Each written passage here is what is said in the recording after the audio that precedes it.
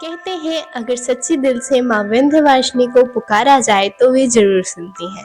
माँ विंध्यवासिनी सिर्फ एक देवी नहीं बल्कि अपने भक्तों की सच्ची रक्षक भी है। तो आइए सुनते हैं उनकी पावन और चमत्कारी कथा को। बहुत समय पहले मथुरा में एक अत्याचारी राजा का शासन था। उसका नाम था कंस। वह इतना निर्दयी था कि अपने ही डर में निर्दोषों को भी मार डालता था। एक दिन आकाशवाणी हुई, हे कंस, तेरी बहन देवकी का 8वां पुत्र ही तेरी मृत्यु का कारण बनेगा। यह सुनते ही कंस भय से कांप उठा। उसने तुरंत देवकी और उनके पति वासुदेव को कारागार में डाल दिया।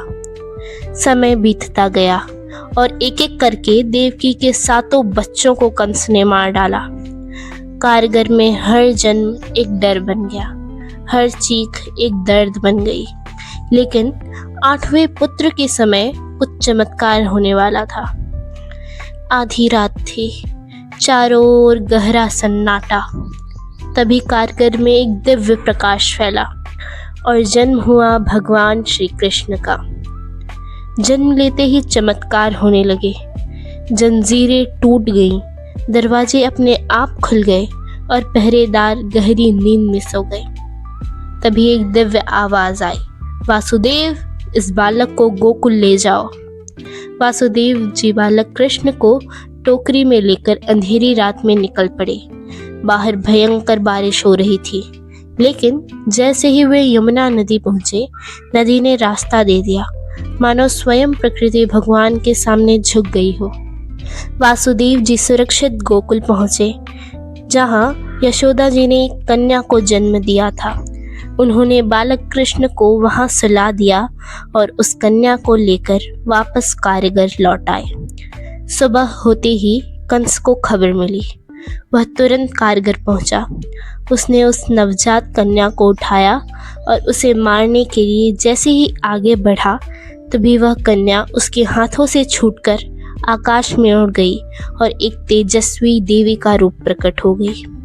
पूरा आकाश दिव्य प्रकाश से भर गया। देवी ने कहा, हे कंस, तुझे मारने वाला जन्म ले चुका है और अब तेरा अंत निश्चित है।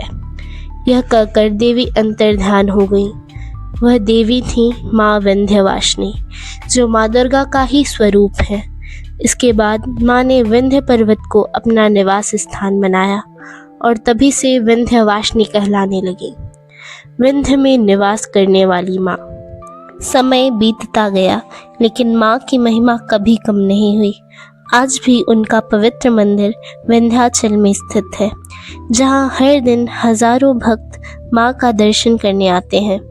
कहते हैं, जो भी सच्चे मन से माँ के दरबार में आता है, वह खाली हाथ नहीं लौटता।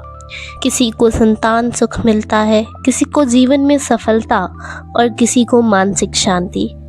कई भक्तों ने यह भी महसूस किया है कि कठिन समय में माँ ने उनका मार्गदर्शन किया, उन्हें सही रास्ता दिखाया और हर संकट में बाहर निकाला। हर साल नवरात्रि के पावन अवसर पर यह धाम और भी भव्य हो जाता है। लाखों श्रद्धालु यहाँ आते हैं। भजन, कीर्तन और आरती से पूरा वातावरण भक्तिमय हो उठता है।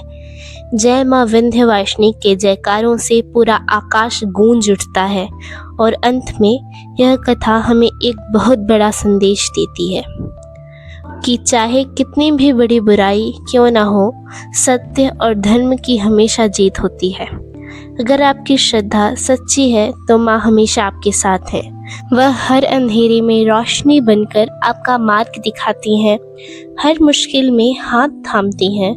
बस दिल से पुकारिए, माँ जरूर सुनेंगी। जय माँ विंध्यवासिनी।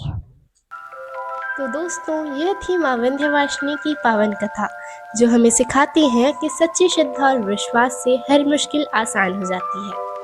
अगर आपको यह वीडियो पसंद आया होगा तो लाइक, शेयर और सब्सक्राइब करना बिल्कुल मत भूलिएगा। जय माँ विंध्यवासिनी।